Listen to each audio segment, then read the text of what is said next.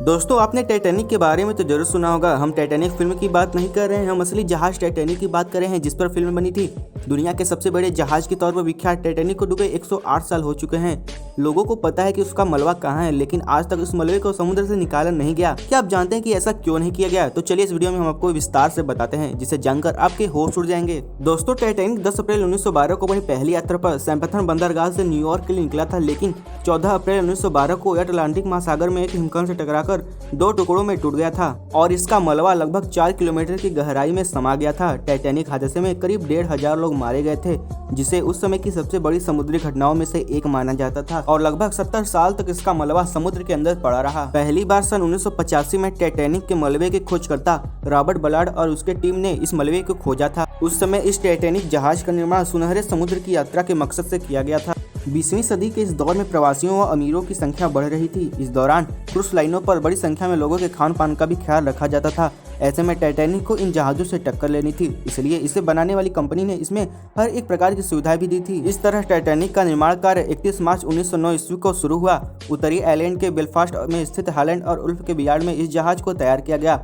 Titanic को तैयार करने में उस समय लगभग $7.5 मिलियन का खर्च आया, जो आज के समय में 14 अरब रुपए बैठता है। इस जहाज में 16 वाटर टाइप कंपार्टमेंट थे, जो जहाज में पानी भरने के दौरान बंद हो सकते थे।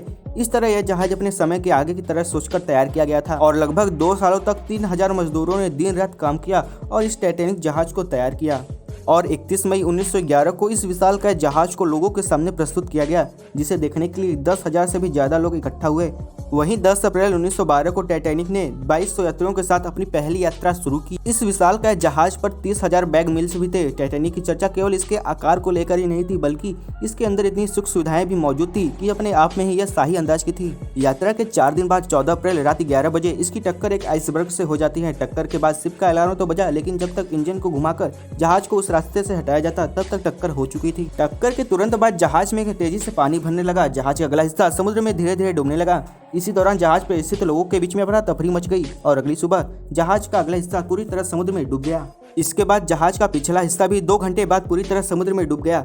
इस हादसे में करीब 700 लोग ही बच पाए और लगभग 1,500 लोगों की मौत हो गई।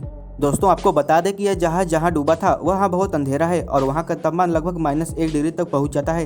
इतनी गहराई और ठंडे वाली स्थान पर किसी इंसान का जाना व सुरक्षित लौट आना काफी मुश्किल भी है। ऐसे में जहाज का मलबा लाना दूर की बात है।